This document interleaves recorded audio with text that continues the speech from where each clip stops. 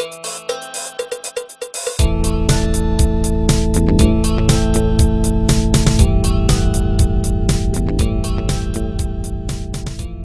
there, Joseph Carabas here. Recordings. I just find it funny. I always laugh at the beginning. I find it so funny that that little Zoom voice, recording in progress. Such a wonderful thing. Anyway, and I got to stop saying anyway. I notice I use that as my little piece to go back and forth a lot. So I will endeavor to not use it.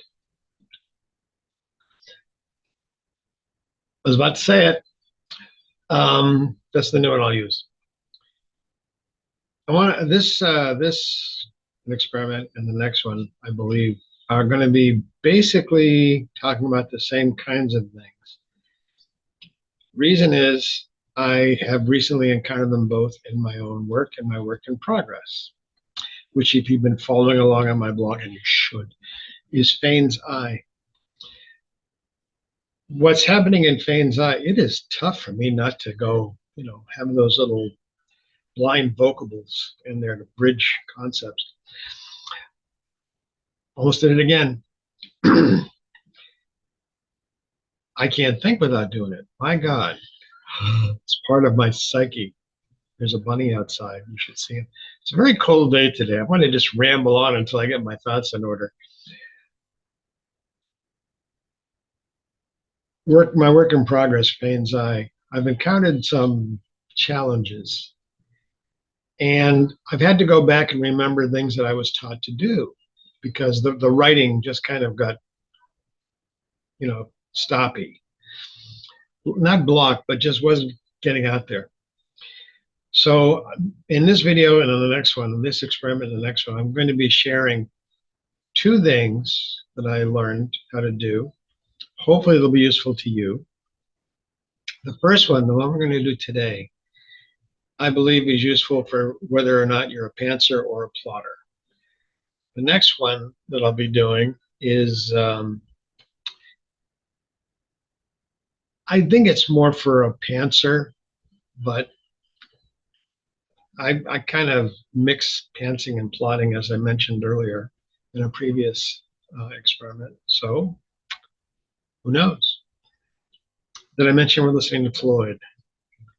Yeah. Somebody told me David Gilmour was not the powerhouse behind Floyd. Anyway, I said it. I'm sorry. You get used to some things, don't you?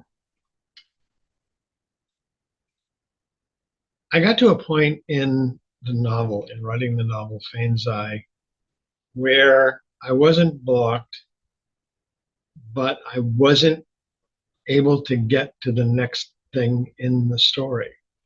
I knew where the story was going.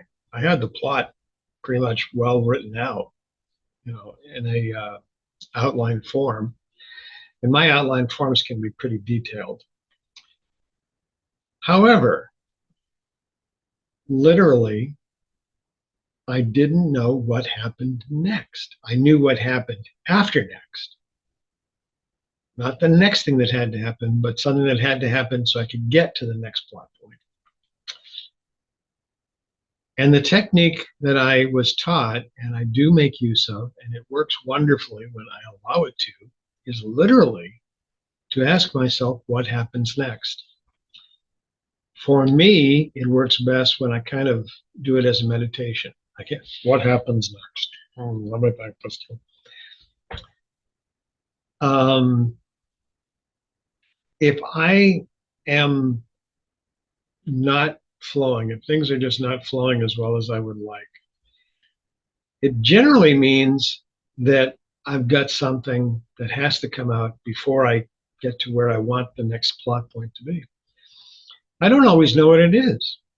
I don't, and that could be the pantsing aspect.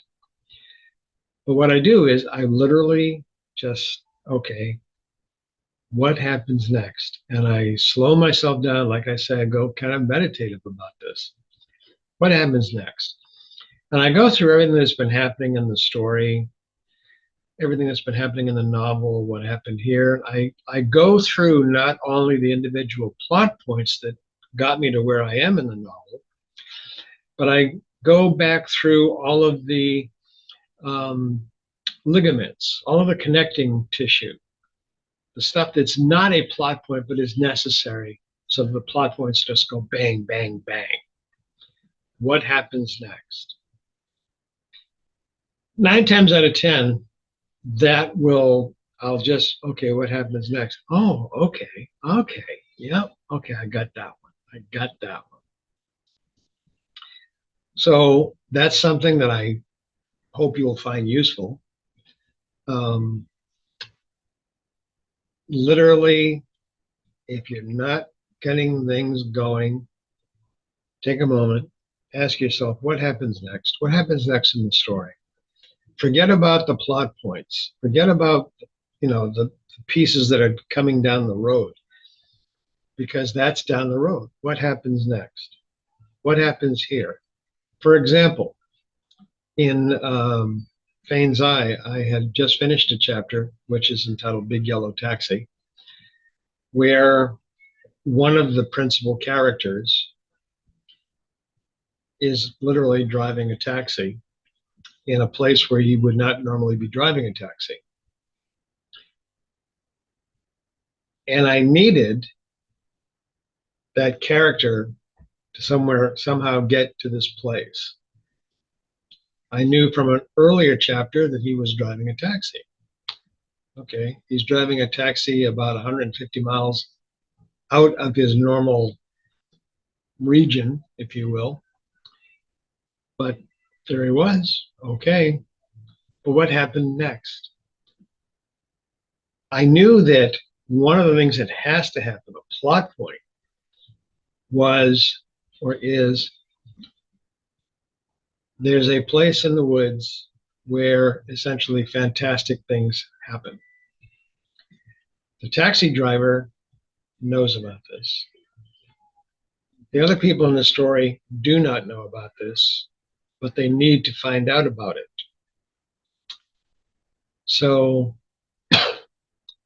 the taxi driver drives to the town where everybody else is, doesn't stop, doesn't talk to anybody. He needs to get to the point where the fantastic things happen. In the next experiment, I'm going to talk about starting the revelations of having those fantastic things happen. And that is another technique that I learned a long time ago, which is to ask myself, who haven't I written about in a while? In other words, who wants to be on stage? Who hasn't been? There you go. Hope that just remember, meditate. What happens next? And just let it go. Let it happen. Let it come into your head. He's looking for the stop button. He found it. See you.